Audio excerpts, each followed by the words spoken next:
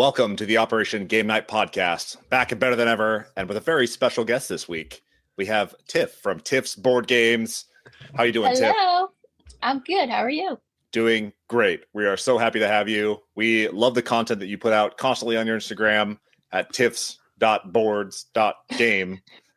Are you sure there's all those dots in there? Oh, there's dots. Yes. I checked. Do you have to put the dots? Our friends make fun of it. They call me tiffs.board.games. Hey, Get rid of the dots. it's distinguished. I love it. Yeah. Dots are in. We are so excited to talk games that are new to us. But first, I got to introduce these other two buffoons. I've got Jared and Clayton. How you doing, boys? Doing good, Travis. Still strong. Are you guys ready to talk games that are new to us this year? So many new games. Yeah, we're going to kind of go around the horn, just talk games that we played this year that we love.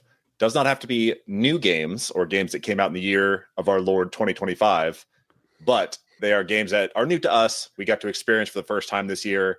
If you are watching on YouTube, will try and go as quickly as possible to pull them up on screen so that you can see the game that we're talking about. If you're listening on YouTube or if you're listening to the podcast, then I will try and explain the game, or we will try and do the best of our ability to explain the game. Yeah, that was nonsense. Let's get going so I can stop talking. Let's start with our guest of honor, Tiff. Why don't you give us your first game that is new to you this year? Well, I chose all older games, and the first one is Obsession. I don't know if you guys heard anything about it. Little bit. So basically, you're set in like Victorian England, like back in the olden days when they had servants, and you're playing your little tiles. They're I guess like little events, and you put your little, what are they called? Servants on there, and then you play your cards, your handed cards. They're like your what are they called? Guests. So you're putting your servants on your cards, inviting your guests, and getting your rewards. So you want to have like lots of reputation, lots of money, and you're basically trying to court like a gentleman or a lady, and whoever has the most points in the end wins. I guess you get to get married. And you are like leveling up your mansion as you go along, right? You're building new rooms. You are enhancing your visitability. So like the guests you invite give you money, and you can buy more tiles to host more events. And some of them are more powerful than the others. Like that's how you get your money and your reputation. Nice. Dang. How similar is this to Sims, like the Sims video game that I used to play? Where are you making that connection?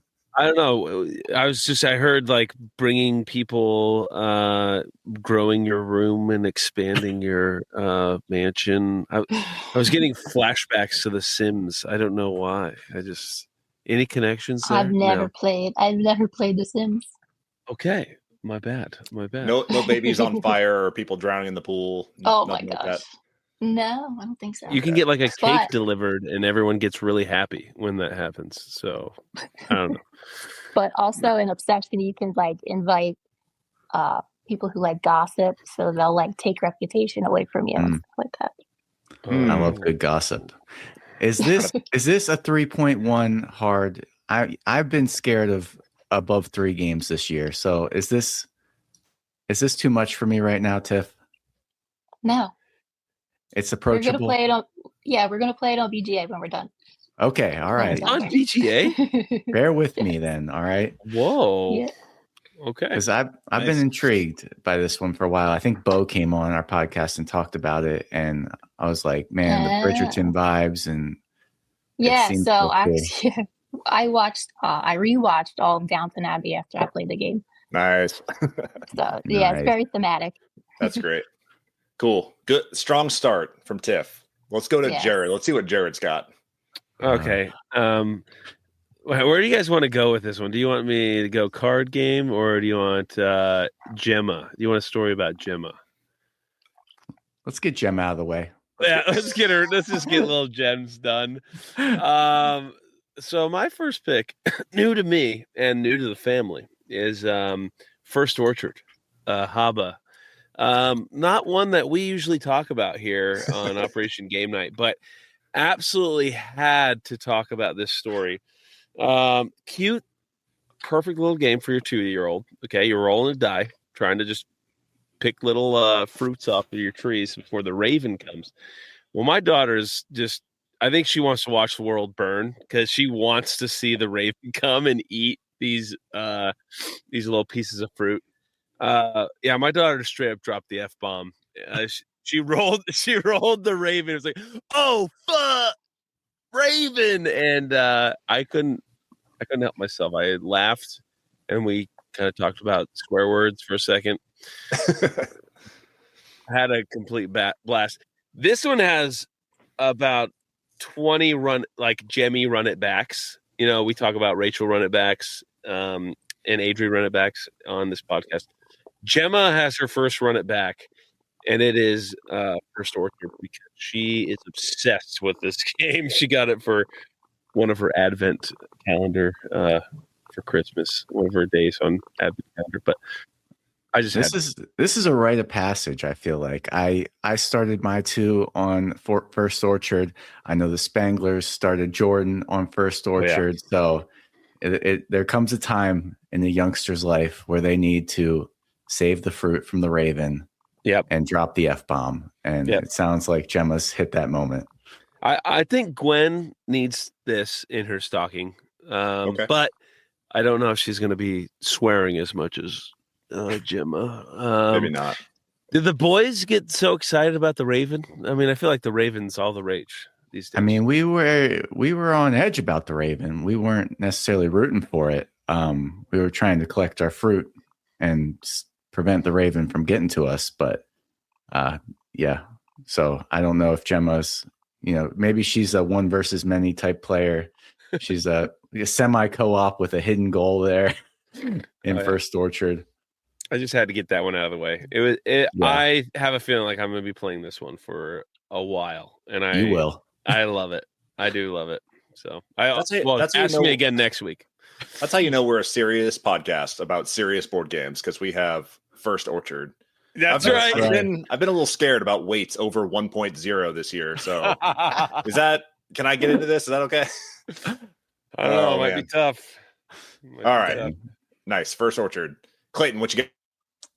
Let's go Trinket Trove for my first pick. This is a new to everybody game, not just new to me. We were a little unclear about the ground rules here, so we're operating under different frames of reference. But Trinket Trove just came out in the Game Head suite of games released in their first set, and I played Trinket Trove the first time. I was like, that's pleasant. It's nice to look at. But every time I keep playing it, I'm now up to like 7 or 8 times, and this game has become a go-to to introduce to people. It's just so dead simple. You have cards that, there's 6 marbles in the deck. And then on the side of the marble card, you can see, if I have 3 marbles, I get 20 points. If I get 4 marbles, I get 80 points. And basically the whole game, you're just trying to collect these different trinkets, maybe marbles, keys, little buttons. And they're so cute. And the way it all works is you have to bid for turn order by playing out trinkets from your hand. So maybe you had a bunch of feathers in your hand, but you're like, dang, I'm not seeing a lot of feathers. I'm going to bid with these feathers so I can get first turn next time to grab the things I want, because out there's that thimble I've been looking for. And it plays so fast. It's probably 25 minutes. And this has been like the go-to game just with anybody, like people that don't play any games. You can explain it so fast. And I love it. Trinket Trove has only been rising in my esteem the more I play it. And that doesn't usually happen. Like usually the more I play a game, I'm like, I'm ready for something new. But this one, I just keep pulling out. And shout out to Gamehead for just kicking in the door in the board gaming sphere, because they had a banger launch. Every game in that lineup is killer, and they have new waves coming next year. So Trinket Trove was their flagship, I would say, of this first launch. People are loving it online. It's getting a lot of traction. So shout out to Paul Solomon and the Gamehead crew, because they are doing great work. Don't sleep on the rest of the lineup. I did talk to Paul at PAX Unplugged, and I was like, I think I knew the answer, but I was like, hey, what game's been doing really well for you? And he said, it's not even close. Like Trinket Trove has outsold the others by miles and miles. Yeah. And you can tell just because everybody's talking about that game. But seriously, don't sleep on the other games. I know I just talked about the most popular one, but the other ones are good too. And it's one of those little ones. Little. I mean, it's a little square. It's not 6x6, maybe. Yeah. I mean, It's not it's not a big. pocket. It's the back of a pocket one, but it's very small. Yeah. In my opinion. It's portable. Oh yeah. Oh yeah. All right, my first one is going to be The Good Doctor with Rebirth. Oh, this game came out kind of late in 2024, but I feel like I got a lot of plays of it in 2025. It showed up and I unwrapped it immediately, and it's so easy to introduce to new players. You just draw chips and you place them on the applicable squares, and you score points based on the groupings that you can make. You are trying to kind of rebuild this island of it's Ireland, right? The first one's Ireland. Scotland. Ireland. There's Scotland and Ireland, right? Two sides. Yeah. So super easy to introduce, super simple mechanic. Anyone can pick this up and play. You're just creating large groups of matching icons, and the simplicity and kind of the replayability of it. You can play a more complicated version on one of the maps, easier version on the other. I love this one. Got plenty of run it backs this year. We played this one a ton. So Rebirth is my number one. Tiff, real quick. What's your Yes. I watch you on Instagram, and I don't know how your thoughts are on Mr. Knizia.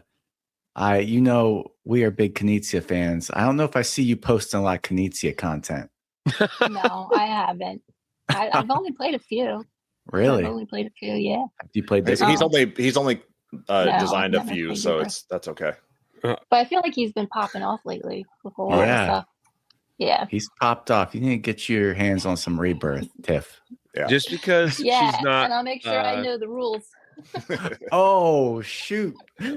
That's a cut. I confessed that the other night. We actually just played this, and I was teaching it to somebody new, and I was like, listen, I got this rule wrong for like 10 plays, and I got corrected live on the air by one of my co-hosts about the rules being wrong. So we're getting it right now. Castle control is under control in my house now. Nice. Tiff, back to you. What you got? I'll say the Castles of Burgundy. The first time I played it was in March. What? Yeah, I know. Wow. Yeah. Welcome. Everybody knows how to play it, I feel like, on here, so I don't need to explain it much, but I just like picking the little tiles, and like it feels so satisfying, like finishing your little section and getting all your castles on that board and collecting those tokens. So after good. we bought the original version, and once the special edition went on sale, we bought that too. Oh, nice. It's worth it. It's so good. Yeah, the upgrade is so nice. It's so much nicer. The little honeycomb thing that holds all your chips in place, man. Yes. The upgrade is worth it. What's your strategy? Are you do you like to go for the animals? Are you like a brown tile person? Yeah, I like the animals, but I feel like I've been hate drafting like the yellow ones because it's all the like end game scoring. Yeah. Yeah, we play this a lot with our neighbor. He lives across the street, and yeah, there's a lot of like hate drafting involved. So I'm just going after whatever they need. Dang. Is your preferred way to play like everybody has the same map, or you like the variant maps? No, like I'll ask Google, hey, pick a number 1 through whatever. And Okay. that's how we'll do smart. it. And then we'll shuffle them up and just hand them out. Nice. That's a good way to do it. Dang. Good shout out. And a phenomenal production with the special edition version from Awakened Realms. That's a 9.1. Yes. That's crazy high. Yeah. That's too low. It needs to be higher. Well, and part of that is like the Kickstarter boost, right? Like everybody on Kickstarter, because they spent the money, feels obligated to enjoy it, and so they bump that number up. But also, Castles of Burgundy is probably warranting a 9+. Like, that game is so like, clean. It's great. Yeah, it's like a evergreen, pretty much. Oh yeah. Jared, bless you. Over to you. Oh, thank you. I'm gonna go big with a little John D. Clare card game, Card Crafters, Ruins. If you could, please. I just love the idea of a 5-person card game. I've never played it at 5. Definitely thoroughly enjoyed it at 3 multiple times. But I am going to get this one to the table at a work function this week at 5. I know I will. You will. If I don't, I will be very sad. Very, very sad. Because people are giving me crap like, you don't have any 5-person board games. That doesn't exist. I'm like, excuse me. Wait just 1 second. Love card crafting, love trick taking, and the Great Del Moody, of course, which I could also talk about the Great Del Moody because that was incredible little card game that is not new at all. But this one's super, super fun. And it's a new boy too this year. Yeah. Yeah. And the boys picked it up at the World Series of Board Gaming, and they never looked back. And I lagged behind. I was like, I don't know if I really want to spend the money on this. And I played it, and I'm like, damn it, I went and bought it. Yeah, if Jared buys a game, you can pretty much call that game a 10 out of 10. Yeah. Big time. So love Ruins. But Tiff, you played this one? I have not. Mm-mm. Okay. It's super good because you're essentially making groups, like either pairs, triplets, or even quadruples, or however many you can. You're laying them down, and the other players have to either match it or go over it. But you can also, between rounds, flip the card over, and it changes the numbers. And so you're I think it's 1 through 10 initially, but then you could get cards that go into the 20s. You start having to do a little bit of math, which is fine. Wow. But so you're like, okay, I have a card that has 8 on it, but then you actually can sleeve things into these cards. So now this 8 becomes a 14 with an extra ability, which lets you draw an extra card and swap something out or make another pair. What a great game. And the box, nice and tiny. I like it. Yeah. It is in their small box. And I kind of looked through Allplay's publications this year. This was definitely a highlight from their publications this year. They didn't have a ton, not a whole lot of other big box ones. They had Kabuto Sumo expansions and stuff like that, but this one shines amongst the ones that they published this year. So shout out to Allplay for another killer one from John D. Clare. I'll play them all. Clayton, over to you. Okay. You guys are going to have to bear with me here. I am flying off the cuff a little bit. I tried to push myself in this episode because I want to talk about just all the games I've been playing lately, because those are the ones that are top of my mind.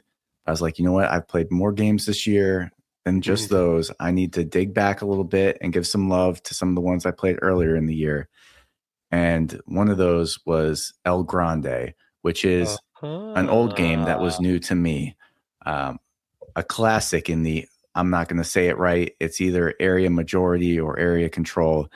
I don't know. There's people that care about that distinction, but I'm not one of them. So essentially, you're just jockeying for position on this map of, I guess it's Spain probably. Yep, it says Spain right there in the description. There you go. And you have this medieval. Yeah, you have this interesting bidding phase where you decide what turn order you're going in.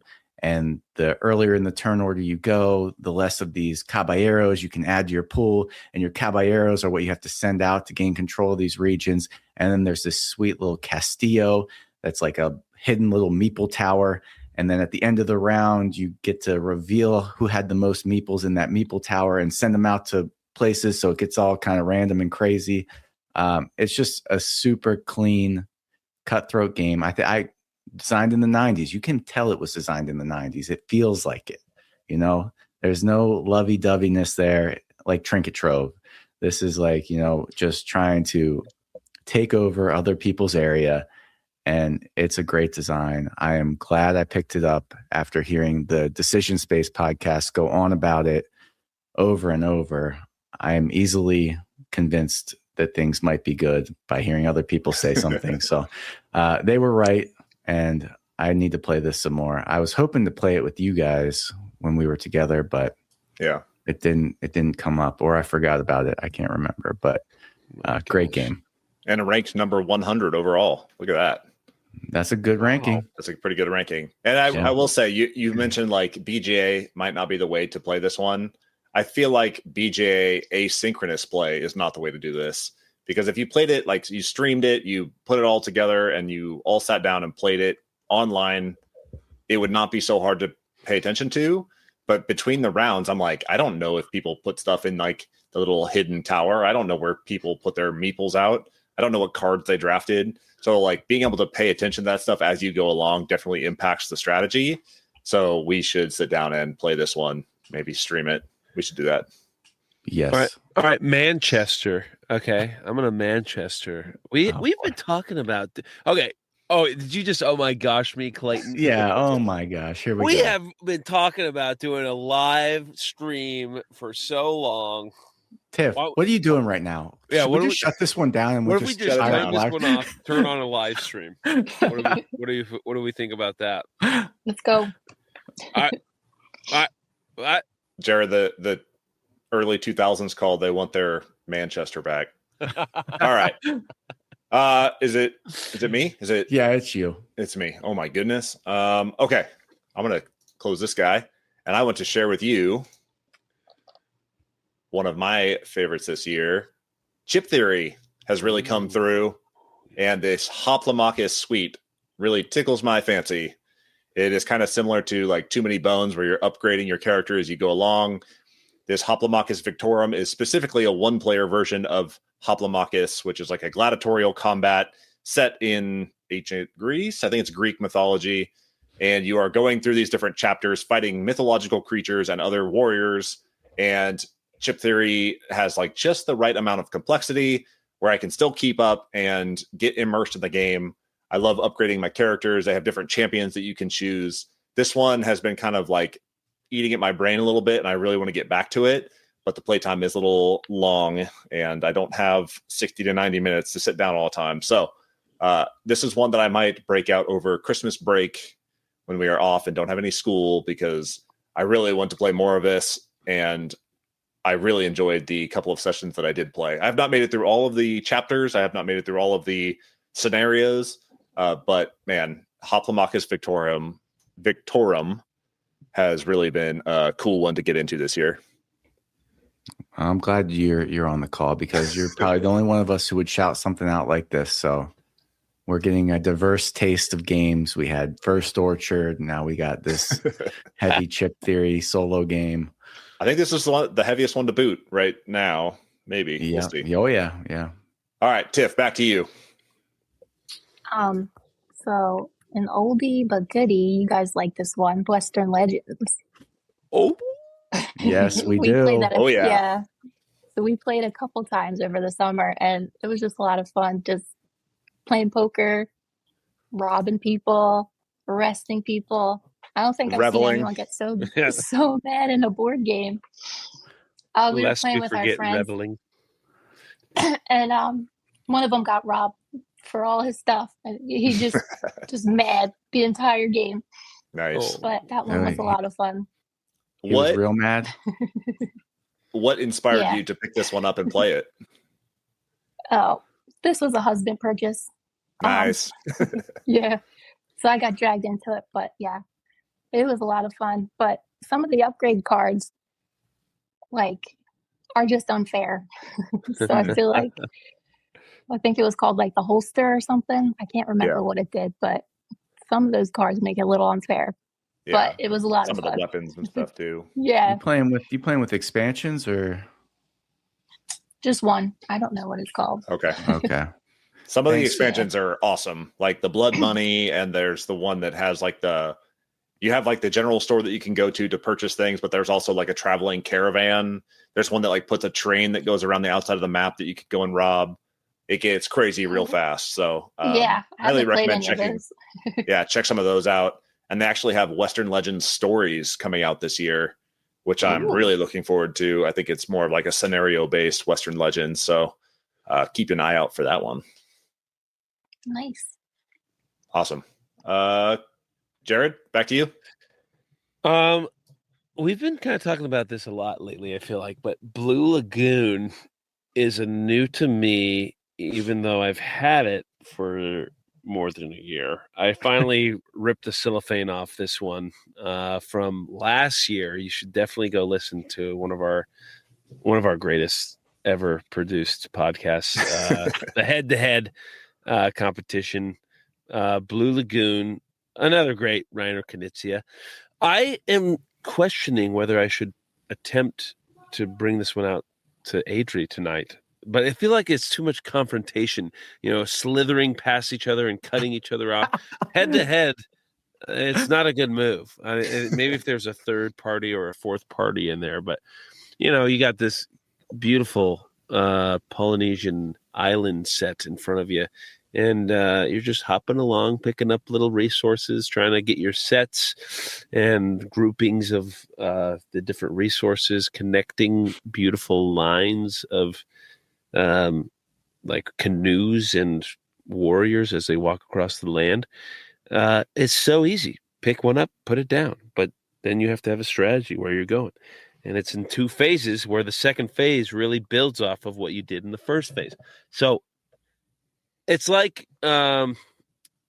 Rebirth, but like extra layer of like thinking on top of it. It doesn't have the castles and stuff though. So it's a little bit different than that. Not as many resources now that I'm thinking about it, but huge fan of it. I love it. I want to get to the table. I would not recommend this one at 2. You need a little bit, especially with your spouse, like you need a little bit of plausible deniability. Like I had to cut you off there and take your resources because they were going to outmaneuver me here. Yep. I head-to-head with the spouse on this one is a little contentious. It's vicious. Yeah. I see best at 4. I like that. Yeah. Okay. I'll try and get another couple. Okay. Cool. Yes, Clayton. Just pick one right now, Jared. Rebirth or Blue Lagoon? Blue Lagoon. Okay. Dang. But Rebirth is probably a lot better to do head-to-head with my wife, right? Yes. Probably. Yep. I think you can scale the map down too in Rebirth. Blue Lagoon would be pretty wide open at 2. I don't know.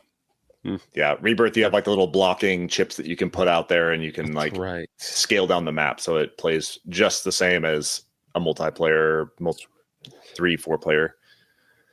Okay, Clay, back to you. What else did I tell you? Why don't you just pull something up and surprise me?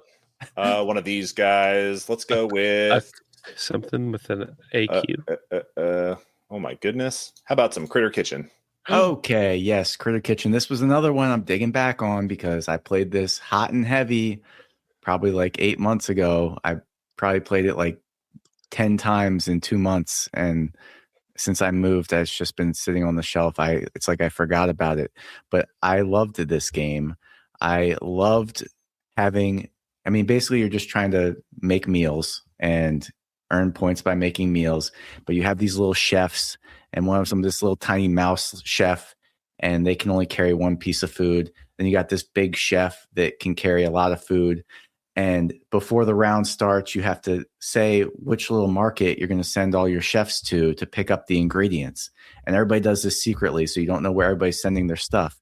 And all the mice get to go first. So if you sent your boar, your big guy that can carry a lot of stuff, he can bring back like 5 things. You send him to a spot that has like 3 mice there, he might walk away with nothing but a little thing of soup. So it's horrible. So it's so cool. I love that, trying to figure out where to send your people. The rest of it, it's kind of just almost boring. The rest of it, you're just like scoring points for the amount of carrots you have in a meal. It's not that novel, but I loved those different chefs and their different abilities and trying to figure out where to send them to get the most bang for your buck. And then inevitably it goes wrong and you have to make do with what you got left over. So Critter Kitchen's a great little family game.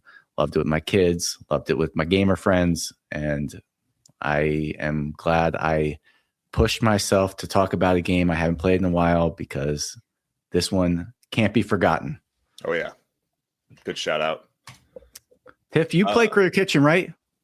I have it. Yes. I love it. It's good. See, more love for Critter Kitchen. This isn't just me. It's approved by Tiff. From good. new games this year to the very oldest of games, we played Acquire. We have talked about this at length on this podcast, but we got to play it at World Series of Board Gaming. It was published in 1963. It is a very, very old game. It's been published a bazillion times, but this new edition is super clean, super nice. We learned it from one of the best in the world, and that kind of stock market manipulation mixed with, I don't know, area control type jockeying for positions, placing out the little hotels was super clean. And man, I had such a good time playing this one. I'm not going to belate it too long because we have talked about this enough on this podcast, but if you have not played Acquire, go check it out. It's great. Tiff, back to you. Well, I'll talk about a new game since we can do that. Fromaggio. Yeah. I was quick on the draw with that one. Boom. You knew it. So that's the sequel to Fromage. You can actually mix the boards together to get more of a variety. But with Fromaggio, it introduces wines. What are those little Italian boats? Gondolas. Gondolas, yes. And there's a new special cheese spot. Instead of, I think, because you can age it like 3 turns, there's this one spot on each section. You can age it 4 turns. So it's this like special cheese. The only thing I don't like about that is you can get cards and you can't really complete those cards towards the end because everyone takes the good spots because there's only one on each section. Okay. But it plays very similarly to Fromage. Just new rules you have to learn for each little quadrant. And this one was a expand alone. You said you could mix it together, but it also stands as its own. Yes. Have you played it more separate or have you mixed it in with the old stuff? No, we've been playing it separate. Okay. I'd be interested to know like how cleanly it integrates. Yes. Does it I feel like it would. It has its own like turntable like the original, correct? Yes. Like if you mix them together, do you pick one turntable or the other, or is it like? Yeah, it's all the same stuff. Okay. Yep. So you can just throw anything you want on there and it'll fit. Yes, Clay. Yeah, thank you. I raised my hand. I don't. There was one section, one little cheese wedge that I read the rules over and over to try and figure out how to score the thing. Couldn't figure it out. I had Mary read the rules to this cheese wedge. Just absolutely baffled. It's the one with like the rows and columns. I meant to play it just with the Fromaggio, and we couldn't get a grip on the one cheese wedge, and so we just put an old one in. The first time we played that one, I got that one messed up. Okay. So like the cheese has to like be right underneath of each other. Yeah. For it to score. But yeah, I got it wrong too. Okay. All right. I was like, is this just a me thing or is like something going on in the Gable house? We can't figure it out. But the rest of them were cool. Between the castles and cheese, you got to get it together, man. And I thought the player boards were cooler too. Like the little houses you could build. I thought they gave more interesting benefits than they do. The base game or the first version, whatever you would call it. Nice. Great shout out. Jared, you're on to your last one. My last one.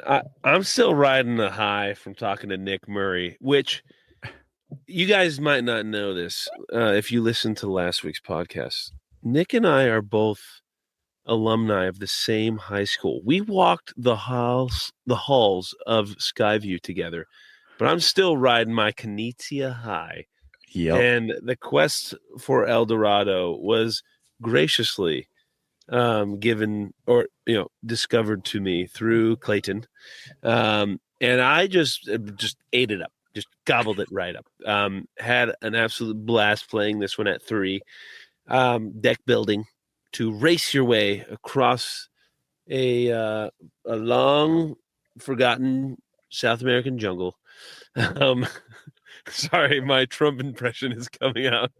Daggone, man. I'll back it up. And I had a super great time playing this. And we can't get much cleaner deck builder than that. Like drawing up, building your hand, investing in your future hand. You can see the path that you want to take, and then your other players are cutting you off here and there, and you're making some key decisions about how you're going to get to the end quicker than the other people that you're playing against.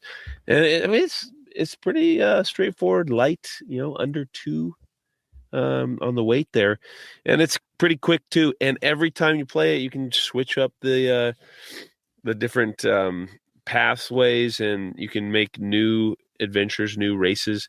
No wonder this thing's number 20 in the family there. I'm just saying.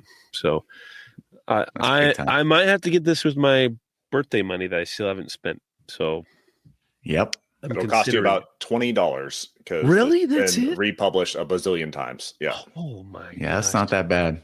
It's like buying a classic copy of Castles of Burgundy. Like they are out there and they are just waiting for you to spend your birthday money. Okay.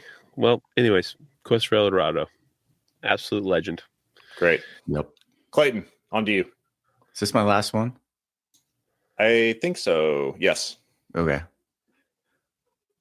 This will be another new game. Travis is pulling up The Hobbit there and back again. I had sworn off rolling rights until Mr. Knizia made this one. And this came out in 2025 by Office Dog. Essentially, you're playing through the story of The Hobbit over these 8 little chapters in this roll and write. You're rolling dice, you're drafting them against your opponent. And each chapter introduces like different little tweaks to the game. Sometimes you're making the pass. Like I said, sometimes you're drawing like Tetris polyomino type shapes and trying to, fill out areas in the map. So each little bit of the journey was just like a new fun little twist that, we played this several times a week until we finished it. And it's one of a core memory because Mary wanted to play it with me and she didn't fuss when I asked to play it. So this was great. I liked, and again, recency bias, but some of the later ones were definitely more interesting than some of the earlier ones. So if you play the first couple and you're like, it's all right, just keep playing through. It takes like 20 minutes to get through one of the chapters, just keep rolling through. And the last one with the Smaug, Smog, the dragon. Smaug, you're fighting Smog, and it's cool. It's a roll and write. So, but they did a lot with the theme for a little roll and write. So I very much appreciated this as a Hobbit fan. Yeah, I will say solo is not the way to play. I talked about this on the podcast, but you basically just roll all the dice in front of you, and then you kind of join them together based on how they landed in relation to one another. And then you've got 2 sets of 2, and then one that's solo by itself. And you're just taking one from each of those groups. Not the correct way to play, not the preferred way to play, rather. But yeah, I thought the same thing. I got through the first 2 chapters, and I was like, man, how far am I really going to make it through this thing? It's kind of samey. Like, I get it. You're drawing routes based on the shapes that you draw. And then they throw a curveball at you, and then it gets more interesting and more interesting and more interesting as you go through it. So, yeah, this was definitely a highlight this year from Office Dog. Okay, it's my turn. Is it my last one? I think so. I think it's my last one. Could be. I'm going to go with Old King's Crown. I talked about this a couple weeks ago. Also a relatively heavy game. Plays at best at 3, plays up to 4. I played it twice solo and once with 2 players. Probably not the preferred way to play, but man, that like auction, drafting, kind of jockeying for position. This game has really kind of been eating at my brain, and I want to play it more. I played it probably 3 times, 4 times, like back to back to back in one weekend. Just kind of left it on the table and got it played as many times as I could before I had to clean it up. But this game has kind of been like eating away at my brain, and the solo mode is actually pretty well implemented. It doesn't feel like you're just like blocking positions. They kind of introduced that unique twist where like the solo variant or the solo, like the automaton that has a deck of its own, is kind of lying to you on what it actually wants to do. There's cards that say like, I'm going to go to this position, so you better block me. But then you flip it over and it's not what it said it was going to be. So stuff like that is pretty cool. I have not seen that in a game before, where the automaton solo variant is kind of like trying to play games with you and like mess with your mind a little bit. So yeah, Old King's Crown was a highlight for me this year, and this might be a little bit of recency bias because I played this maybe a month ago, but this one is cool. It's number 1 on the BGG hotness right now, so I'm really loving this one. Clayton, who did you convince to play this with you at 2? Rachel played it. Really? What'd she think about that? It's actually not quite as difficult as you think. I mean, she dragged her feet a little bit, honestly. Like, this is not sitting down to play the Hobbit where you're like drafting a die and just drawing a shape. This one takes a little bit of thinking. The cards all play off one another. But really, like, once you get going, the flow of the game is designated by the different seasons that are clearly highlighted on the board. You are bidding kind of the same way every time for the different positions. You're earning the resources. That type of stuff is pretty simple to understand once you get into it. But it does take a while to understand the concepts of this game, like the way that all the cards and like you have your, location of power for your faction, and all the factions play differently and all this stuff. There's a lot to this game, and it would definitely benefit from a group that gets together to play this regularly and understands the factions intimately. But if you just pick it up, I think it does a good job with the iconography and the kind of just design of the board itself and the cards to tell you what you need to know. There's some serious complexity if you really start digging into this with the cards that have like different abilities based on like their archetypes and stuff.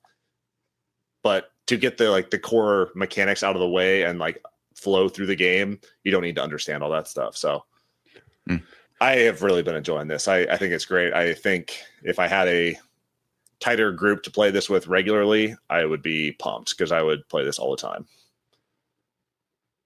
That's Old King's Crown by Eerie Idle Games.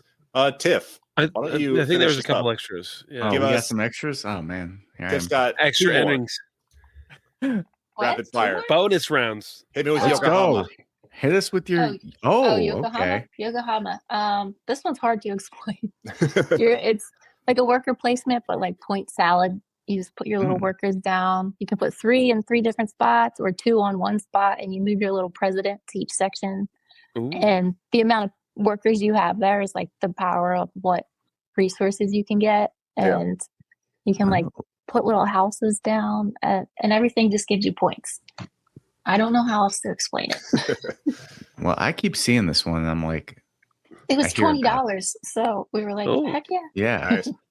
152 overall. It's got some juice. It's ranked 152 overall on Board Game Geek. So that's must be good. That's saying something. That's pretty Are good. Those little die too? Fun. You get to roll those die for resources? No, I don't think there's any die in there. No. Those cute. I see in the pictures off to the right, little colors. Those must be the resources. I always go into. Oh yeah, they're just the little resources. Fish. Yeah, like you're completing orders, and there's like area control. Well, this looks kind of intimidating. Yeah. It's not. I'm not explaining it very well, but it's easy to learn. How difficult was it to pick up the iconography? Because there's a lot of like numbers and symbols and stuff going on these cards. For those that are not watching the YouTube, it's like a pyramid of cards that have like 1,000 different colors and different symbols and roads and arrows and all sorts of stuff going on. So that's not a very good picture of the game at all. I don't know what the cards what is that picture? That's not Yokohama. I mean, Tiffs. Well, I think there's 2 different games. Would never post that. Yeah. No. Yeah. This is below dot games. Yeah. Okay. No, I think there's 2 versions. So I think that's the first version. Oh, okay. I have the nicer one. Recently streamlined and deluxified. Yes. Nice. Yeah, the one I played is just way like easier to look at. Easier on the eyes. Love it. Yes. All right. Hit us with your last one, which is Dominion. I'll go with Dominion. I'm sorry. Did you have another one that you wanted to shout out? No, I just have a stack of games. I was like, what am I going to pick? Dominion. It's an old one, right? 2008. We played it for the first time this year. It's just like a easy deck builder with like 1,000 expansions. Oh yeah. But I just think that it was very fun and easy to pick up on, and anyone can play it. And they also did Moon Colony Bloodbath, the same designer, and that one was really fun too. That one's been getting a lot of traction. I've seen that one everywhere. Yes. Yep. Tiff, have you played the Star Wars deck builder? Yes. How does it stack up against this one? Oh, I'd rather play Star Wars No Way to Dominion, but I probably should have talked about new to me Star Wars deck builder because that game was awesome. I played that one at the World Series of Board Gaming too, but I like that one. Oh yeah, that one's super clean, super fun, and every nerd's dream. So yeah, daggone it, Jared. Yeah, the Decision Space podcast did a big one about Dominion and its impacts over the years, and that one was really interesting to listen to their analysis of the very rudimentary deck builder and how this came about and how people took that and said here's how I can spin that off and make it my own and improve the mechanics. Dominion's got 187 different expansions, and you don't know which ones to play with and what makes it better and what makes it harder and what makes it longer. And and it's difficult to sift through all that stuff. If I'm somebody that's I'm going to check out Dominion, I've heard a lot about it, and then I look it up and I see that there's so many expansions out there. Do you have a preferred expansion, one that you go to? Did you just play the base game? No, just the base game. I think the base game's enough to just get into it. Nice. And if you really love the game, then I could see you getting a whole bunch of different expansions for it. But I think there's so many cards in the base game that you can really have a lot of plays out of it. Nice. Where do you see this fitting into a modern board game collection? Did you play this as a novelty, or are you gonna keep playing this? No, we're gonna keep playing it. You're gonna keep playing it instead of Arnak, instead of Star Wars the Deck Builder. When are you pulling out Dominion? Do you see how many games I have? When am I pulling anything out? That's true. Yeah, that's true. True that. And you do play more games than probably the other three of us combined. So this is true. This one could be in the rotation. You'd still have plenty of time to play the other games. So yeah, that's great. Awesome. Any other shout outs, Tiff? Any honorable mentions? Yeah, honorable mentions. What about new games that you want to shout out just off the top of your head? Yes, I just got it from PAX Sanctuary. It's Nova's baby. Cool. That's probably my current favorite game. Did they I know that they streamlined it. They made it easier to understand, easier to get into, condensed rule book. How are you finding? How familiar were you with Arc Nova versus Sanctuary? Well, it's the icons are all the same, the countries and the animals. Okay. So you basically can just play the game. This one is just you're laying tiles, and the tiles have the iconography on the top. You're still trying to meet the objectives of placing 5 gorillas. And you still have the cards down the bottom, which are your actions, and you move them around. So it's very similar but different. Okay. So I'm going to keep them both. Okay. That was going to be my next question. Do you ditch Arc Nova now, or you stick with the Sanctuary? Okay. Which one do you think that you'll play more? Michael said he's ditching Arc Nova, but I'm keeping both. Okay. They're both really good games. I don't think that they clash, and you need just one or the other. Okay. Yes, Clay. Yes. Yes. So what does it make easy? Is it actually easier? Because I really like the idea of Arc Nova. I just couldn't get through the 3-hour game of it. So real quick, there's tiles on the board. There's 6 tiles. Yeah. You have a power 1 through 5. You can, so wherever your little action card is, say it's on 5. Okay. So you can take from 5 down. Then you pick a tile, and then your actions are placing a tile. So you pick a tile, place a tile. Okay. And then, I like that. Yes. Yeah. So but then the points is comboing off of each other. So you want to place them strategically so you'll get the most points. Yeah. So is there a huge deck of cards still? It's it's a deck of tiles. I love that because I hate big decks of cards. And it comes in a sleeve this big. A sleeve with tiles. Okay. And you just draw them out. Okay. This might be my entryway back into the Arc Nova universe because you need to play it. All right, I will. Sanctuary. I'm gonna get that next time I'm out and about. Is it you just don't like to have to shuffle a giant deck of cards? No, what is it about a giant deck of cards? They just write so many words on them, and it's too many things to try and juggle in my mind. If I'm like new to board gaming and I'm like, oh, there's a game about building a zoo. That sounds interesting. And I open up Arc Nova, my brain is going to melt because there's like, you're building the enclosures, which are separate from the animals. And like, it's just so much to wrap your brain around, the iconography, the research and you're like funding humanitarian missions. And you're always running out of money too. And in Sanctuary, you don't need money. No money, money required. I love it. I love that. Great. Beautiful. That's your top game right now. Yes. Okay. Wow. Nice. I love it. Well, we have taken a lot of your time this evening, and I appreciate you running through all the games that are new to you or some of your highlights. Yes. Before we sign off, do you have any sort of like shout out that you want to give? You want to give some props to your social media? This is your time to shout out anything you want. Yeah, let me shout out Michael at Bearwin Plays Games. Oh, yeah. I think that's, for getting me on here. Like, give me that little nudge. Yes, here you are. Yeah, that's it. Okay. That's it. Yeah, he would not specifically requested that you come on and talk board games.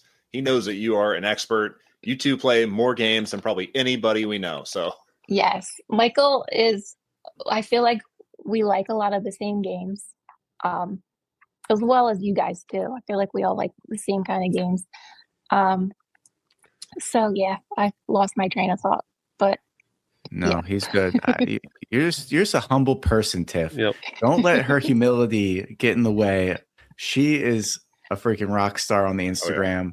I see her posts. I'm like, dang, look at the lighting on these things. I mean, it's just above and beyond. Another bop. I try my best. Your best is good. Your best is really good. I feel like I don't know what I'm talking about, but if I can make it look good, it'll look like I know what I'm doing.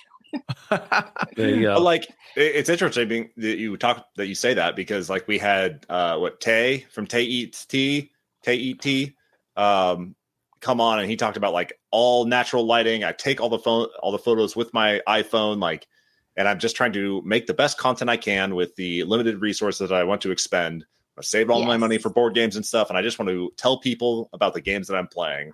And I feel like since we started this podcast, we've met so many people that are just passionate about board games, doing a homegrown thing where they just say, this is a hobby that I'm passionate about. I want to put this content and this love out in the world. You're doing it. Tay's doing it. Mike from Bearwin Plays Games is doing it. Empty Nest Board Mama's doing it. Like, we have met so many amazing people. Yeah. You are included in that group, and we are so thankful to have you in the OGN family. Thank you for coming on the podcast. Thank you for continuing to do what you do for the board game sphere. And these two guys, I guess they're here too. So, there's us.